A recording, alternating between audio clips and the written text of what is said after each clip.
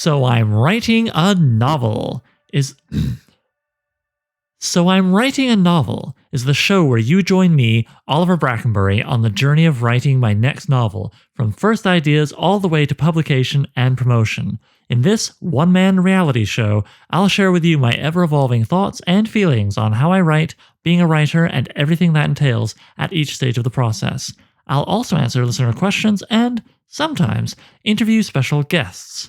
If you're the kind of person who likes to learn how things are made and get to know the people making them, then this is the show for you. I saw the sun at midnight, a falling star, my first though, burst low in the valley, flaming bright. Put on my cloak, hurried into the night. I saw him. He stood on the hillside, silent, brooding, another dreamer, so first I thought, drawn from his dismal, unwarmed cot, as I had left my pen, half-finished page, another dream. The glowing torch of a journey half-finished, a burning ship had through infinity journeyed, 10,000s, 10,000s, 10,000s of miles, 10,000s of years.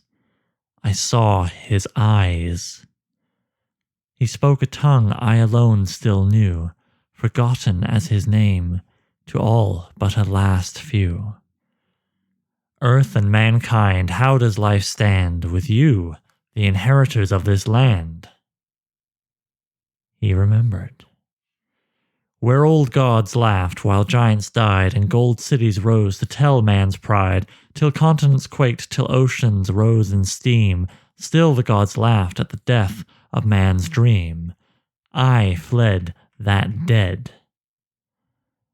And I shivered in my cloak, and told him then how law had nailed shackles on the hearts of men, and the dictates of order, the will of the great, had stifled man's freedom, had imprisoned his dreams.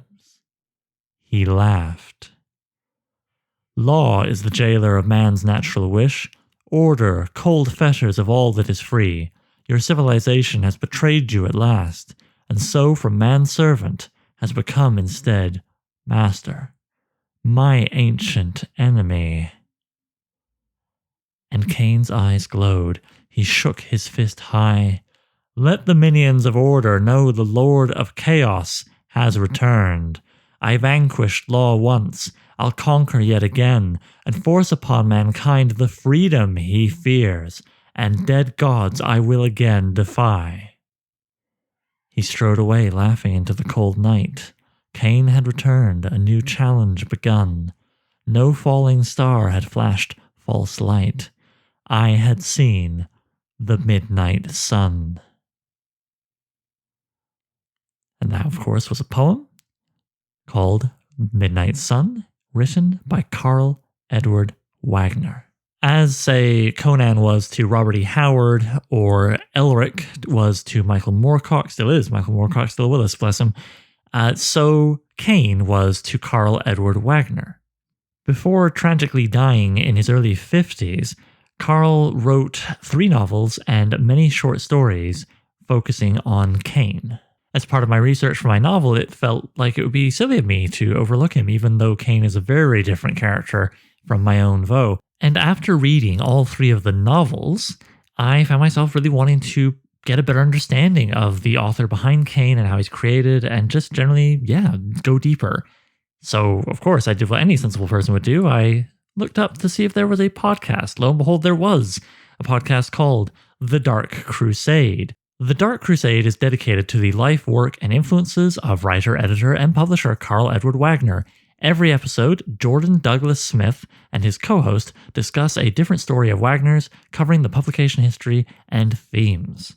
The goal of the podcast is to read through the works of Wagner, learn more about him, and reignite interest in his work. Finding that a noble and worthy goal, I've decided to do my part, as it were, by having Jordan on the show. So without further ado, let's go over to talk to Jordan Smith of the Dark Crusade podcast. And here we are with Jordan. Hey, how are you? Doing well. It's really nice to meet you, especially after not knowing I was talking to you and seeing you on the Whetstone Discord for a little while there. I didn't make the username connection. Yeah, I really appreciate you taking the time to chat today. I'm pretty excited to talk some Karl Edward Wagner, talk some Kane. Yeah, well, all right, let's get into it then. So, right off the bat, what is the origin of your love of Karl Edward Wagner's writing, and how did this lead to starting Dark Crusade? As a younger person, I had encountered Karl Edward Wagner there was an Elric collection that was all different fantasy writers writing Elric stories. And so Wagner had written a story where Elric and his character Kane, who we'll be talking about later, sort of like meet up and go on an adventure together. And I remember like it really stuck out to me in that collection because there was implications that there were spaceships and like it was dealing a lot with like the dimensional hero travel, which I just thought was really amazing. I think it was like that story, and there's one other story that had like a Jimi Hendrix character in it. And those two like really stuck out in my head. But then I didn't really think anything, like I didn't really seek out anything else. I was just like, oh, this is this one-off story in this collection of like Elric stories. And like that had Moorcock's blessing, or it was a licensed pastiche, or shoot, I wish I had the name of the collection. It's like The White Wolf or something like that, but it was stories by, I think Tanith Lee had a story in it. Michael Moorcock had a story in it himself. It was like a new Elric story. So it's just all these different famous authors of the time, their take on the Elric character. Oh, cool. And it was like, it had a Brahm cover, which I think that's why I originally got it, was because the Brahm cover looked so badass. But and then I didn't really seek out anything by Wagner for years and years. And it was actually fairly recently, 2013, that I rediscovered Wagner, which is I was at the Necronomicon in Providence, and I was at a panel for The King in Yellow. And Joseph Pulver, he's like a really great, he's a writer, editor. He edited a lot of like King in Yellow, Robert Chambers collections. He just recently passed away, but he was on the panel and he was like, he said something like, not for nothing, like Karl Edward Wagner is the greatest King in Yellow writer of like all the people who are doing this stuff. And at the time I was just like, yes, I'm so into Chambers and King in Yellow. So it's like, I gotta hunt down this Wagner guy. Oh. And it was around that time that Centipede had done the reprints of his horror stuff. And you were able to get your hands on Centipede? Because every time I find out about a great Centipede edition, I'm like, oh, it's a beautiful hardcover, amazing art, sold out, never coming back. Yeah. So it's like, oh, I can't get this, and it's way too expensive now. But luckily, one of my friends had it, and so he let me borrow them. So I read like both volumes, and I just like tore through them, and I loved them. And I was starting to get kind of obsessed with him and like learning like bits and pieces about him. And it's like, oh, like he wrote this horror stuff, and he was also an editor, which I thought was really interesting. And then I found out that he wrote the Kane character. So I started trying to get my hands on some of those fantasy books. It's like, oh yeah, that's that one story I read like years and years ago. And luckily at the time, I mean, he's still really popular, but I was able to find his books online for like, it was expensive, but it wasn't crazy like how it is now, I think. Yeah. And so I was able to just wait, and I actually bought a couple of lots of Kane books for relatively cheap. So I really lucked out. Sounds like you got in there before the sword and sorcery balloon started reinflating. Like, it feels like the scene is gaining strength, which I'm here for, but it makes the books more expensive, god damn it. Mm-hmm. I know. Yeah, and I think because his material was so hard to get a hold of, it made me want to share it with people and sort of like spread the love. Like I had no idea who Karl Edward Wagner was, and this editor Joseph Pulver was like, you should read this guy. And so I read him, and then I was like, well, I got to spread this too. I got to keep it going. That's what inspired me to start the podcast. Was I want to very meticulously cover every single story that this guy wrote and try to do as much research as I could about the time he was writing in, original publications, where you could find it. And then I just started doing more research, and I was able to, look at his papers and learn a little bit more about him as a person. And I just started like falling sort of like more and more in love with the writer. And I was finding that the thing that I think is the most interesting is that he, as an editor, was a super champion of writers that's work was being lost. He would republish them to keep them alive. And then at the same time, he edited the year's best horror, and he would read everything. There's even an instance where he read like a travel brochure for a French travel company that had a horror story in it. Huh. And that's one of the stories that he picked for that year's best horror. So he was just like a champion of the writer and good stuff. And so it's like, this guy, that's not fair if he's been such a champion for other writers to himself be lost. And so, yeah, I just wanted to spread the word of Wagner. Well, what's more endearing than a writer who loves writers? Yeah. Not all of them do. Not all of them do. And yeah, I love your reasoning there. That's great reasoning. So you mentioned you're lucky enough to, if I understand correctly, do you live near Wagner's papers or do you have to travel a bit to get to them? So originally I had to travel. I originally lived in Brooklyn, but I have a lot of friends in Providence. So I was coming up to Providence 2 or 3 times a year, and I was starting to like schedule an extra day so I could spend a day at the John Hay Library, which is part of Brown University, who owns, they own the Carcosa Papers. Sorry, I should explain that. So Karl Edward Wagner started a small press called Carcosa, and it's going along the lines of his whole mission statement in life of bringing up work that's being lost, as he did reprints of a lot of the like weird tales writers whose stories were starting to be lost. So like he published Manly Wade Wellman, Hoffman, no, it's gone. Memories lost in time like tears in the rain. Well, that's okay, man. Listen, if you remember later, email them to me and I'll put them in the show. Hi, this is Future Oliver, here to tell you what Jordan passed along after the interview, which is that Carcosa Papers did 2 Manly Wade Wellman collections, an E. Hoffman Price collection, and a Hugh B. Cave collection. All right, book nerds, you can go hunt for those, and let's get back to the interview. Nice. So yeah, so it's the papers from that press, and also some of his personal papers are at the John Hay. So I was making time to come up there and look at it. But yeah, just life changes, things change. And so I made a move about 1.5 years ago, moved to Providence. So now I'm super close to the John Hay. Things are lifting. That library is now open to non-Brown students. So I'm really looking forward to getting back in the library and looking through his papers. Cool. 1.5 years ago, you say. Was there some kind of world event that may have who knows? Yes, that may or may not be the case. Yeah. So how did you first discover the collection? And how would you say directly, I guess it's kind of obvious, but like, what's an example of how it directly benefited the podcast? Some specific treasure that made you go, here's an episode, or... Well, I was doing research for a job that I had, and I was just talking about how much I love the research. I did a little bit of research for Hippocampus Press, and they do like Lovecraftian fiction, Lovecraftian nonfiction. And so I was explaining to my friend who lives in Providence, like, yeah, I'm loving this. This is so cool. And he's like, yeah, you like Wagner. Well, we have the Wagner papers up at Brown. So that's how I discovered they were there. But I think one of the really, really cool things that I saw in the collection, which I was able to bring to one of my podcast episodes, was the original high school notebook that Karl Edward Wagner wrote, Bloodstone, is there. So I got to pick it up, hold it, look at it. And for people who aren't familiar with the Kane character, that is his fantasy character that's very loosely based on Kane from the Cain and Abel story from the Old Testament. And it's really cool because I feel like there was a lot of sort of mystery, and I felt like there's a lot of rumors about what exactly it was and how much was there. And so it was cool to see actually what it is. You can see the beginnings of the story that becomes Bloodstone later. But it's really short. It's an introduction and part of a first chapter. Oh, okay. Because I was reading his essay, Raising Kane, which I'm sure you know, but for the listener, that was his essay, Raising Kane, all about coming out with the character Kane. And in that, he said he wrote something like 10,000 words and he found the dialogue a bit syrupy or whatever, but he was like, that's how I like it. And that must have been what you were looking at. Yeah.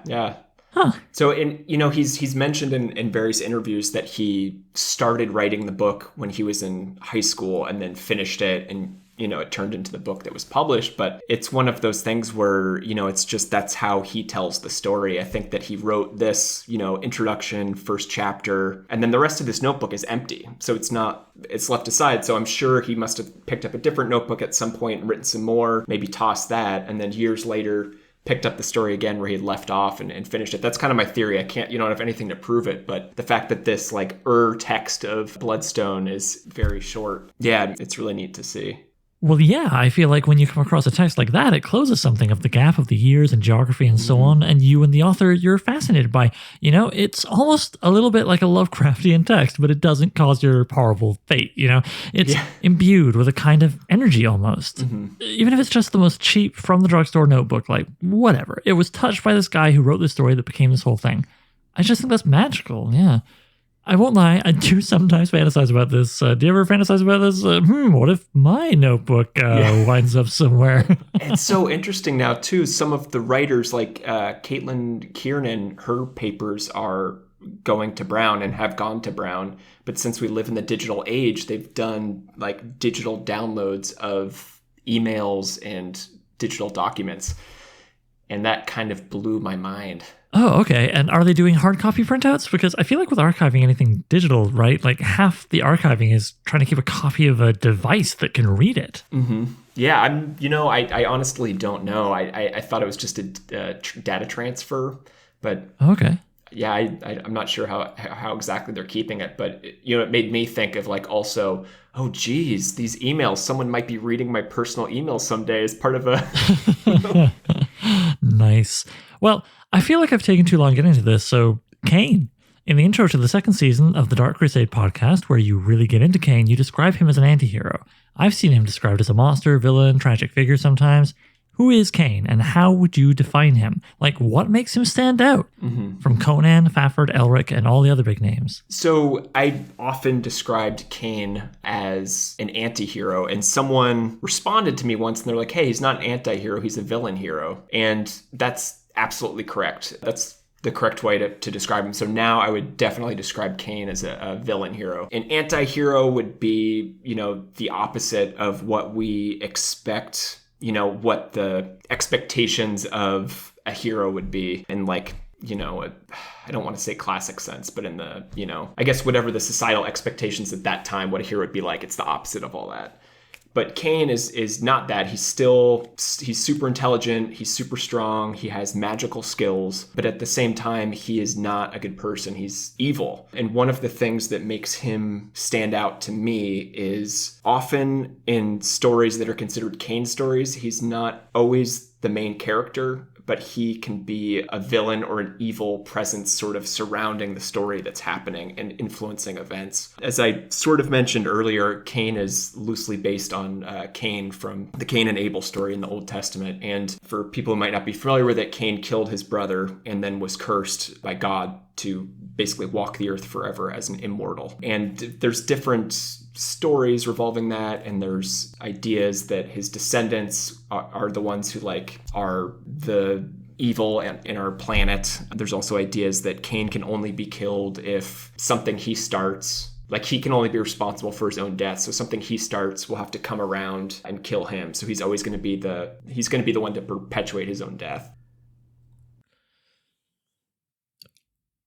So what would you say is Kane's personality? Is he villainous? Karl Edward Wagner said he's amoral, that's for sure. Mm-hmm. And definitely one thing that caught my eye as I read Bloodstone, I'm not even sure, yeah, I think he was in the first chapter, but nonetheless it feels like he comes in later, because at the start he plays this kind of secondary role.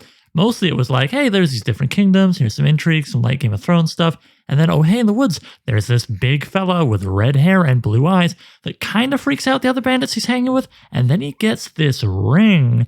And every once in a while, we check in on him. Then he becomes this kind of manipulator. Yeah, it's unusual. There are Conan stories where he's not right there at the beginning. Mm-hmm. But with Sword and Sorcery, you tend to have characters who are looking at things from the ground up. With Kane, you often start there, but he'll quickly ascend to being second in command of a whole country. And he's convincing the leader of that country, no, I'll help you out. Ulterior motive? I don't have any. And then... he just seems so much more of a manipulator than you ever run into with Conan, Fafhrd, and Grey Mouser, Gerald, Elric. Yet there's that. Would you say it's maybe a tragic thing with him that he's sort of just doing it because what else is he going to do? He's been around so damn long. How do you feel about that tragic angle? Yeah, the huge tragedy of the story of Kane is immortality. And how does immortality change a person? Because you end up no longer being human yourself. There's the idea of the mark of Cain. It's the mark of Cain will let people know who Cain is. That's the biblical idea. And I think that Karl Edward Wagner plays with that idea a little bit with the icy blue eyes that Cain has. And he talks about, as you mentioned, that people are put off by his stare. And what I've always thought of those passages is that the way that an immortal would look at a human is so different from the way that humans would look at each other, so people can just tell that they're being examined as animals and not as fellow humans. So I've kind of interpreted that as the mark of Kane in Wagner's books. And you see that he brings this up multiple times. There's several of the Kane stories that have to do with the fact that Kane can never really know love. It's hard for him to connect to people. And he's messing with kingdoms. And it's because he's bored sometimes, and sometimes I think that there's a little bit of playing with the idea that Kane has to be the cause of his own destruction and that he's trying to sort of start fights to end his own life a little bit. There's a little bit of self-destructive nature in how he's doing things. Right, because he's immortal, but he's not superhuman. He's bloody tough and smart and all the rest because he's been around so long, but if I understand correctly, if he's in a sword fight, he could die. He's just extremely capable, so it's unlikely. Mm-hmm. Yeah, I like your idea that maybe he generates this chaos because he can't bring himself to his life more directly, let's say, but if he just makes a big enough of a clusterfuck and puts himself in the middle of it, then maybe... Yeah. But he always has that urge to survive, right? Yeah. Even in really intense situations, he's always like, I'm going to do everything I can to get through this. It's really neat. Something else that sets him apart from other sword and sorcery heroes. Actually, that brings me to my next question. Wagner didn't really like the term sword and sorcery. Would you be able to tell us a little bit about why that was, how he defined his Kane stories, and whether you would call them sword and sorcery? Yeah, he would sometimes call the sword and sorcery boom of the 60s thud and blunder instead of the blood and thunder. My impression of him, he's a bit of a contrarian, and he didn't like the masses. The masses tend to be into the lowest common denominator things sometimes, And so publishers are just churning out all this stuff. One of the things he makes fun of is the fact that, for lack of a better word, gentlemen's magazines were starting to publish fantasy because they thought they could make a buck off of it. Wasn't his first story published that way? His first, yeah. Yeah. His first novel was published by, I think it was Powell was the publisher. Kind of gives me a Kilgore Trout vibe, Kurt Vonnegut's alter ego? Yeah. Great ideas, terrible stories, all published in the middle of porno magazines as filler, which is such an odd thing to contemplate in this digital age. But yeah, please go on. Yeah, and he was pissed when they published it because they butchered it. They edited out thousands and thousands of words. They changed things around. So he definitely had a low amount of respect for a lot of the publishers that were just churning out this stuff for people to buy. So I think that's partially why he was not so much into the sword and sorcery, was that connection that you have with this mass-produced, not as thought-out stuff. He also, from what I've read from interviews of his, and a good friend of his, a friend of his from high school, John Mayer, has said, is that he didn't really read too much fantasy growing up. And a lot of the stuff he read was Gothic works, Gothic horror. And he considered Kane like a Gothic type character, which I 100% agree with. I think you can see a lot of the markings of Gothic literature in his work. And so he, had this Gothic idea, but he was also, he's a guy of the 60s. He was psychiatry. He was a doctor. He was into expanding his horizons through psychotropic drugs. So he's kind of bringing this modern sensibility and mixing it with Gothic literature. And so he had the phrase that his works were not sword and sorcery, they were acid Gothic, which I love that term. Yeah, it's very evocative. Yeah. And yeah, the Gothic connection. Listener, you read one page and you'll be like, yes, I see what they're talking about. It's very, very rich and thick in there. In particular, I'm thinking of the introduction of Kane, which, as I say, is not always in the first chapter. In the third novel of his I've read, Darkness Weaves, where he's living in one of many, many, many cave, multiple grave things on the side of a cliff, and just the lightning. Oh my God, yeah. Yeah, that is the most Gothic entrance. And that's another thing that I love is it's just badass. It's like, I live in this basically cemetery carved into the side of the mountain because... Yeah, it's a good place to hide from his enemies, and it'll freak out anybody he deigns to have visit him. It really puts things on his terms when he has a guest brought up to him at the beginning of that novel. So, actually, to come back to the prose side of things, Wagner did say about those 10,000 words at the start of that notebook. My quote here is, "The prose was a bit heavy, but I liked it that way." Yeah. How would you describe, we're talking a bit about the Gothic element here. Mm-hmm. How would you describe Wagner's prose, his voice, when he's writing Kane? I would describe some of it is poetic. I think there's a lot of interludes in the Kane work about his musings. So there's a lot of sort of philosophical musings in his work. I find his prose like pretty straightforward. I think he was a pretty straightforward storyteller in the way that he wrote. And his dialogue, I think, is something to mention because he got dinged for it a lot at the time that he was writing. And some people ding him for it now was he used modern language. He used modern swearing. He wouldn't, but it's something he's talked about in a couple of his interviews, which is, this is a fantasy world. They're not speaking these languages. It's the job of the translator to put it into our language and how we speak. And he didn't believe in that separation, which is often, false anyway, that everyone would be speaking in some sort of like weird, not quite British-y accent. Yeah, like the elevated these and thous. Yeah. Yeah. So that's something interesting too. There's a little bit of humor every once in a while. I think Wagner was also a bit of a trickster, so sometimes he'll mention modern things in his Kane writing. He'll have like lyrics to different like songs and albums that he was into. There's like a really infamous description in the beginning of Bloodstone where he's describing like all the creatures in the plants and stuff, and it's like a reference to one of the earlier Pink Floyd songs, which I'm blanking on the name of the song right now, but yeah, I'll have to send you the exact quote and what song it is to link up. Future Oliver here, back again to read you what Jordan sent me about the whole Pink Floyd connection. Here's what he said. Quote, several species of small furry animals gathered together in a cave and grooving with a pict, often referred to as several species of small furry animals, ... is on the 1969 Pink Floyd album, Ummagumma. Bloodstone on the first page, second paragraph of the prologue reads, several species of small furry animals pick their way through caves and grooves in the moss-hung debris of fallen branches and cast-off leaves of many seasons. Coincidence? Jordan says.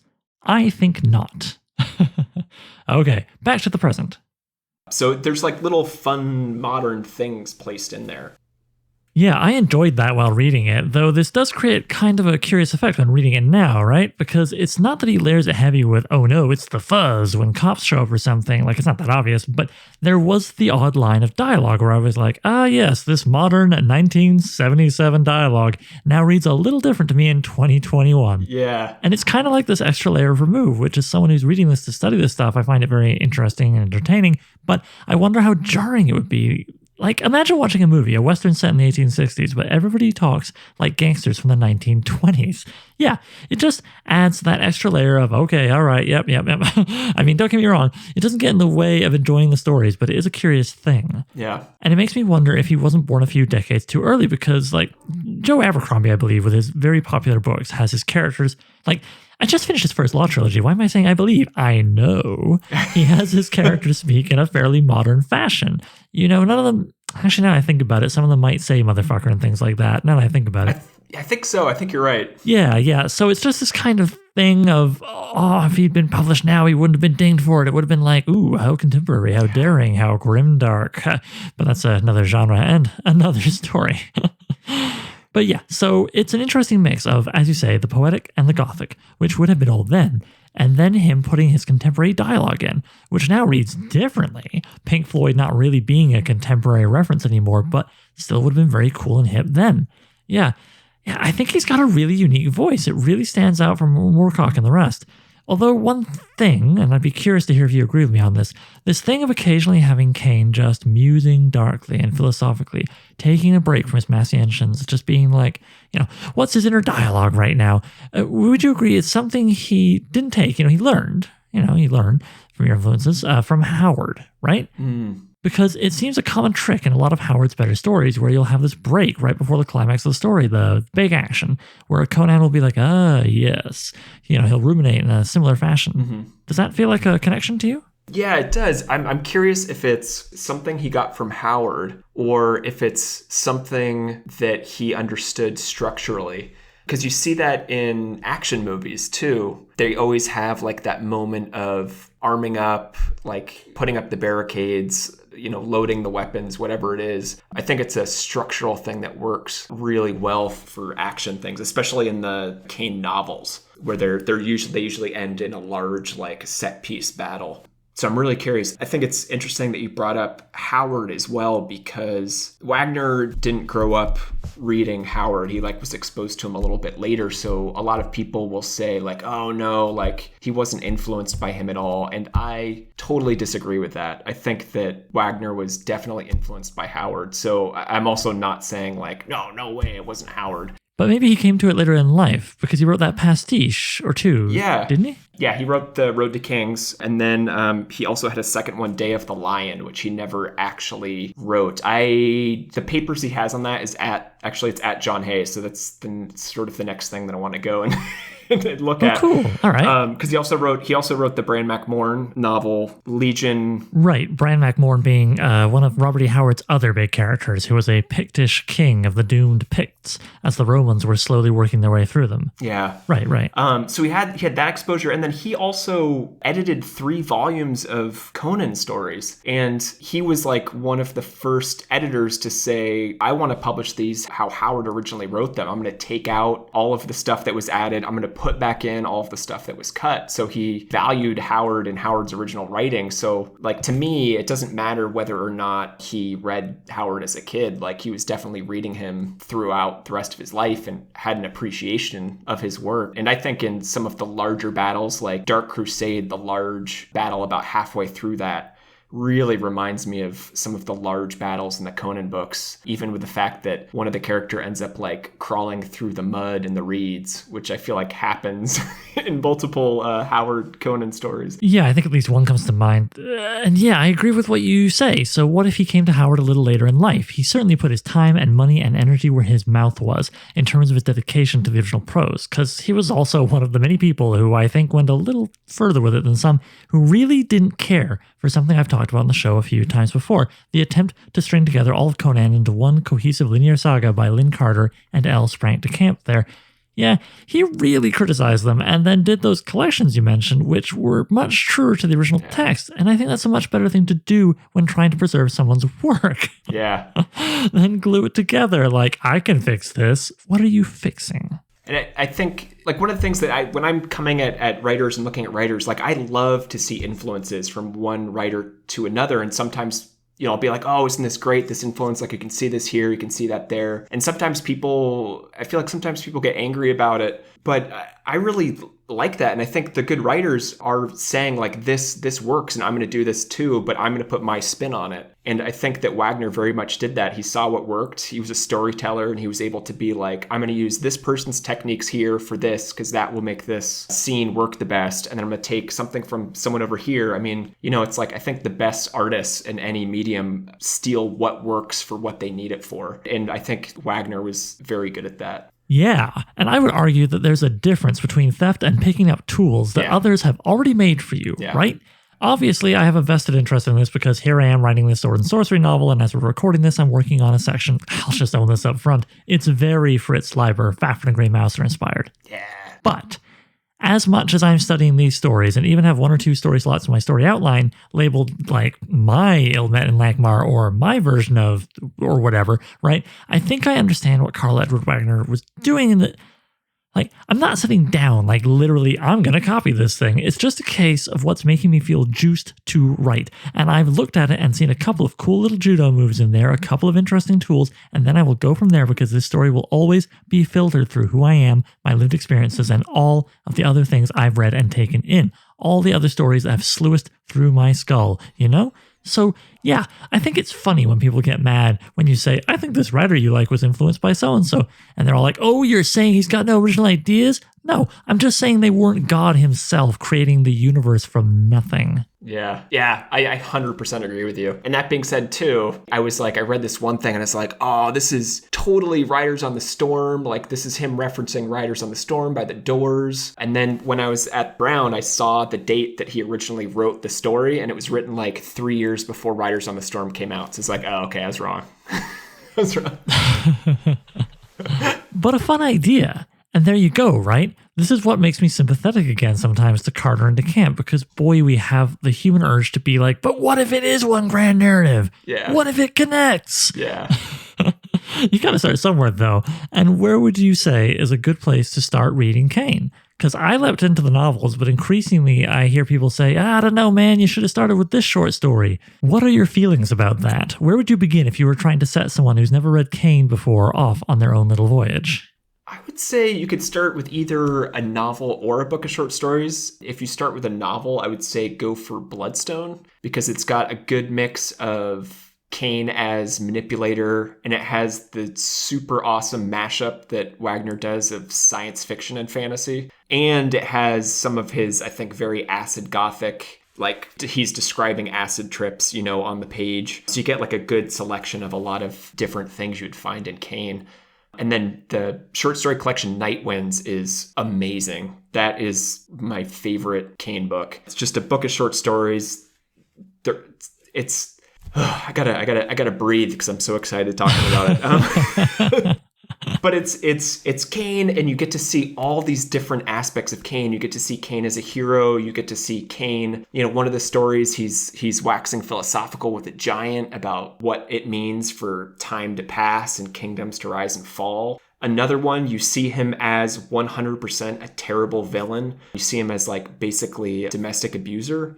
Kane's not a good guy, and it's examining some of the stuff about his need for love is damaging other people. And then you get to see, more horrific tales about ghosts and demons. And there's even like a really gothic one with like family secrets and secret passages at an old rundown inn. It's just got a great selection of different modes of Kane. And it's just a really solid collection. Cool. Well, you and I were saying earlier in this very interview how hard it is to get the books, but are these available as ebooks at least? Maybe? Like, how can someone who's not lucky enough to live in a place with a lot of good secondhand bookstores or be willing to spend a little extra to get an old paperback shipped to them from Timbuktu, what's the most accessible way to get their hands on this stuff? Yeah, so luckily the Kane books are available as ebooks. I mean, they're ebooks, so they're really cheap. I think they're like $2.99 or $3.99. So it's definitely worth, I think, getting them and reading them instead of waiting for, prices to drop or anything like that. And also it's good because you can get one, read it, see if it's your thing, instead of waiting to shell out, like $60 or something for a paperback. Yeah, because unfortunately at this point in time, I'm not aware of any anyway. There are no publishers reprinting him. Is there something I'm unaware of or that you've heard of or? Yeah, not that I know of. I know people are frequently asking how to find who has the rights to him. His family still has the rights. So, Oh, okay. Well, this is total gossip, but I believe I saw probably on the Whetstone Discord that the family has the estate, whatever, but they're not sure how to go about it. There's some business savvy missing in there. I don't know, man. It's all just fishwives gossip, but I would love to see these being reprinted again. I've been lucky enough to live near the Merrill Collection. I've mentioned many times on the podcast before, a big speculative archive in Toronto.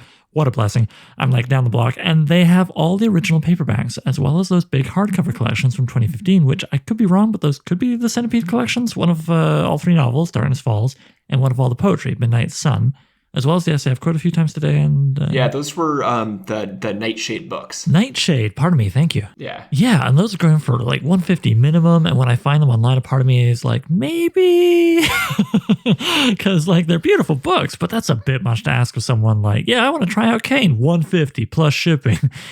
So thank you for pointing out those affordable ebooks. I'll link those in the show notes. Meanwhile, we've been talking a lot about Kane. But Dark Crusade isn't just about Kane. It's also about Wagner's horror writing, which you mentioned a little bit before. What would you say defines Wagner's approach to horror? What makes a Wagner horror story? His gothic elements, maybe, or? Yeah, I mean, he was a good writer, so he wrote in different modes. He has gothic horror, he has stuff that I would say is really regional horror, which is super cool. He was from Knoxville, Tennessee originally, and then he ended up living in North Carolina. So he has a lot of like horror that's, I feel like, regional to Appalachia. And he wrote a lot of erotic horror as well. Go on. Which is, yeah, really cool. Sorry, not to be a goof, like whatever. I like to not be a child about such things, but erotic horror is a hell of a phrase. If you don't mind, I'm sincerely asking, like, what is entailed with erotic horror? Like more visceral, descriptive sex scenes, or what makes that?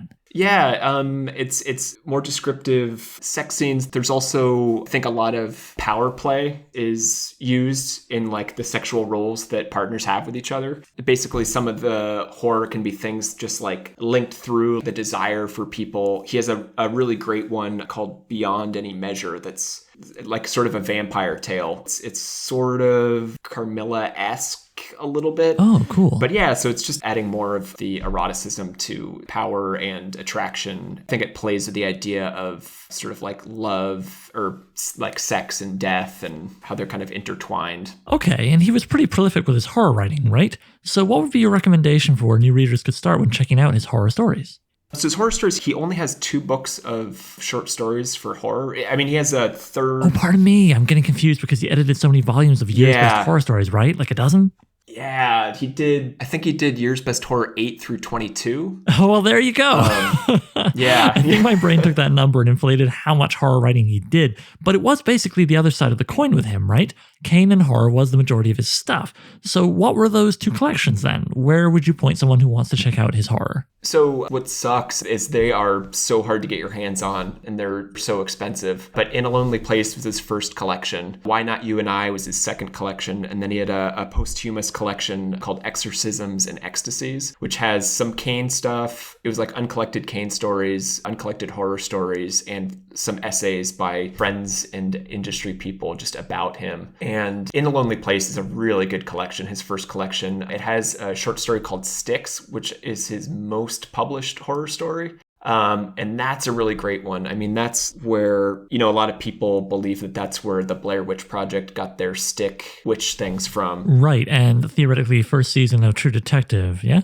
Yep. Yeah, so that's the most reprinted story of his, I believe. So that one's fairly easy to get your hands on. So that would be a good place to start to kind of get a feeling for his work. One of my personal favorite stories is called In a Lonely Place. And it's a married couple that aren't doing very well go on vacation to a cabin in the mountains in the Appalachian Range. And it's like one of those things where it's a sort of a modern, deeper riff or different type of riff on Oliver Onion's story, The Beckoning Fair one.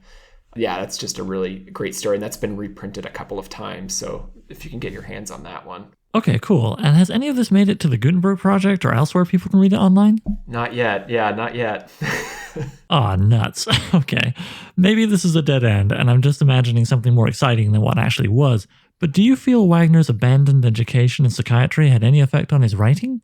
Feels like that kind of study might give you a leg up on, say, character motivations, and certainly his horror writing. Yeah, 100%. And he got through medical school and he was operating as a doctor for a couple of months. Oh, pardon me. So he actually did finish. Okay. Yeah. I mean, you see that in Kane even. He often looks at the psychology of his characters. And a lot of his characters you see motivations of why people are doing what they're doing. It's not always necessarily them making the healthiest choice, but you can kind of see the point in which they made those decisions. That's also something that is really interesting to me about his writing. I can't help but see some of the things about his own life and read it into his stories. And it's not like the best thing to do all the time, because like you can't say, oh, this is the author airing this, and this about their own life. Like that's not fair and not truthful either. But I think you can see authors exploring ideas and exploring the things that are on their minds. And sometimes I feel like I can almost see him exploring maybe some of the issues he had in his life and some of the issues that I personally have had in my life as well. So that psychological aspect to his horror has always been really appealing to me. Well, that's really interesting. If you're comfortable sharing, what is it you saw in yourself and your life that you saw maybe in his life and then in turn in the writing in this like 3-point connection here? Well, what would be an example of that? I think he talks about like very self-destructive in nature, that self-destructive bent where you'll put yourself in situations where you've endangered yourself. There's also like issues with unhealthy relationships and addiction. And so that's some things that I've definitely encountered in my life. And it really speaks to me in a pretty powerful way. Oh, yeah. Thanks for sharing that.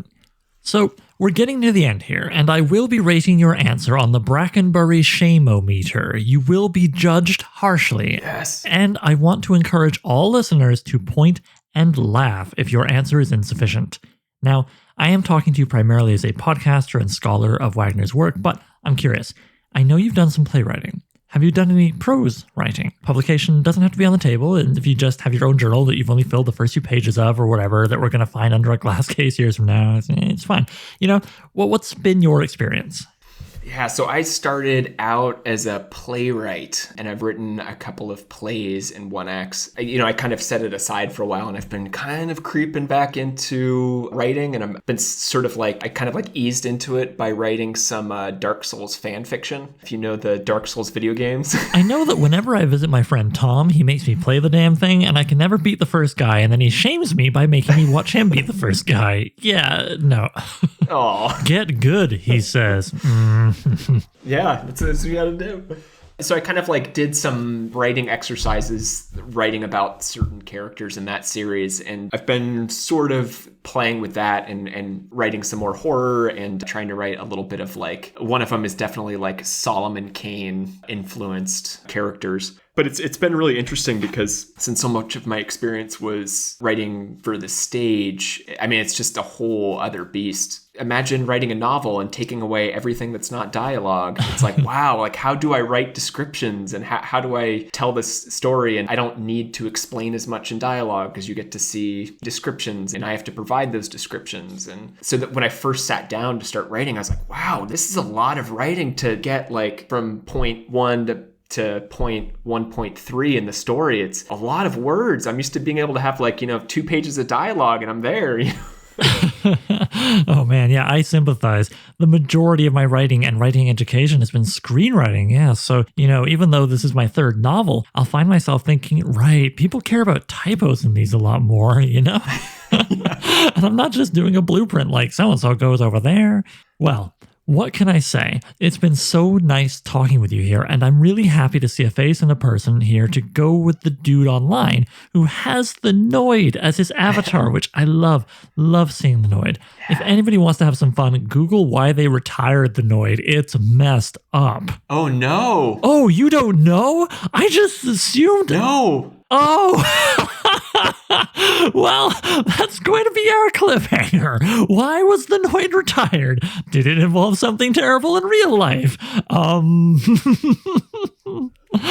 in the meanwhile, I really want to strongly encourage everyone to check out Dark Crusade. It's on hiatus right now, but I'm recording this in early November 2021, and you're probably hearing this in January 2022 because of how I do things. So I don't know. It might be different by then. Currently, it's on hiatus, but you have every intention of bringing it back, I actually have an episode of Reflections for the Winter of My Soul that's recorded, and it's in editing stage right now. So that should be out in the winter. And then the plan is, to bring it back and move forward in a much slower release rate, but to actually have a release rate and not, this extended hiatus. Well, it's tricky, right? Because you want to feed the hashtag content machine, but you also have the rest of your life to deal with. Yeah. I've been doing this 4 times a month since I started back in mid-June, and I want to keep it up until at least the end of the year, but already a part of me is like, I could use some more time to work on the actual novel that this dang thing is supposed to be building an audience for and supporting kind of deal.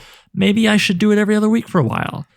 Especially because I can't help myself, especially with interviews. I do like the white glove surgical level edit. I tried to take the advice of Hoy from the Appendix and Book Club podcast when I interviewed him. He encouraged me like, just leave some ums in, it's okay. And I was like, is it though? I tried to relax with his episode that went right back to my ways with the next one. So, there's also oneself you have to fight a little bit. But I think at the end of the day, one thing that's been important for me to remember, and I'm just saying this one creator to another, I'm not trying to instruct you, this is just my philosophy, and it took a while to get there. I did YouTube videos back in the day, and with those, I killed myself trying to keep to a schedule as if someone was going to yell at me or fire me from my YouTube show. People are basically fine if there's a delay. Only the most toxic jerk who's just looking for a reason to be a jerk will have anything to say. Meanwhile, it's free to subscribe to a YouTube channel. It's free to subscribe to a podcast. It costs nothing to maintain that subscription. You just have an extra thumbnail in your app or whatever you like to use. And so, again, I'd encourage listeners. I think Dark Crusade is great. I think Jordan has plenty of insightful things to say above and beyond what you've heard today. And Jordan, is there anything else? Like, do you have a Twitter account you'd like people to follow you on? Or do you have any other projects? Or is it just, quote, unquote, listeners, I'm doing heavy finger quotes here. Is it just the Dark Crusade podcast? Yeah, definitely check out the Dark Crusade podcast. I'm also a freelance editor. I do proofreading as well. So you can check that out at Jordan Smith Editing. Also, I am an actor as well, and I recently appeared in the film The Spine of Night, which might be of interest to people listening to this. I watched that last night. Crap, how have I not asked you about this? That's great too. Yeah, so I did the motion reference. It's a rotoscoped film like Fire and Ice, and I did the motion reference for a character called Galsor, and then I also did his voice as well. So I did the voice and the movement for Galsor. It's already out in theaters. It's kind of rolling out to different theaters across the country, so it may be playing around you, it may not be. But please, if support awesome, gnarly sword and sorcery, rent it. It's really fun. And the two directors of it are they're sword and sorcery guys. They love it, you know? One of the drives behind it too was to take some of this love that they had for 70s and 80s sword and sorcery and fantasy, but, you know, give it modern sensibilities and fix some of the things that aren't the best about looking back. Yeah. Well, yeah, the older period stuff, but this definitely, I was on board with it. Now I'm all stopped up with things we could discuss regarding the movie. But listeners, I'd say definitely check it out. It's been updated for 2021. It's funny too, right? Because it has a butt ton of nudity, which to me feels very sword and sorcery, but everybody's naked, by which I mean it's not a male gazy film. It doesn't feel that way to me at all. It's a lot of non-sexualized nudity. Yeah. Yeah, exactly. And to me, it comes into that whole sword and sorcery feel of just bodies, man. You know, it's very primal. You're never, rarely going to see a sword and sorcery hero of any gender in full medieval plate mail. It's not the look, just not the feel. And yeah, the movie got that across. God, I forgot you were in that. Oh, well. The important thing was your podcast, which I will ask one last question. You reminded me of this with Talk of Animation. You have little portraits for several of your interview guests in your earlier episodes, and it looks like the same art style as your show logo. Did you do those? No, it's a wonderful, wonderful artist, Andrea Sparacio. She's great. Yeah. Really, really great artist. Awesome. Okay, well, throw me a link and I'll put it in the show notes. All right, well, I'll talk forever, as everybody knows, but the nice thing about podcasts is I can more easily make me shut up and say thank you so much for coming here to talk in the gaps between me flapping my gums. It's been so nice to meet you properly here. Thank you so much for having me. I really appreciate the opportunity to come on and talk to you about all this stuff. Awesome. All right, everybody. Dark Crusade. Go check it out in the links and stuff. And let's end this conversation. My God. Bye. So I'm Writing a Novel features original music by Gloria Guns and is hosted by yours truly, Oliver Brackenbury. If you'd like to submit a question, then please email it to soimwritinganovel@gmail.com. Bonus points if you record yourself and send me an MP3 I can cut into the show. Doesn't have to be fancy. Using your phone is fine. Just keep it clear and concise. You can also holler at the show on Twitter. Look for @so_writing, @so_writing. Please consider sharing the show with anybody who might like it, leaving a review on iTunes, and checking out patreon.com/soimwritinganovel. Patrons get to be thanked in the final novel, listen to episodes of the podcast a week early, and even enjoy a bonus podcast called So I Wrote a Novel, where I read and comment on chapters of previous works, starting with my first novel, Junkyard Leopard. Thanks for hanging out with me and Jordan, and I'll see you soon.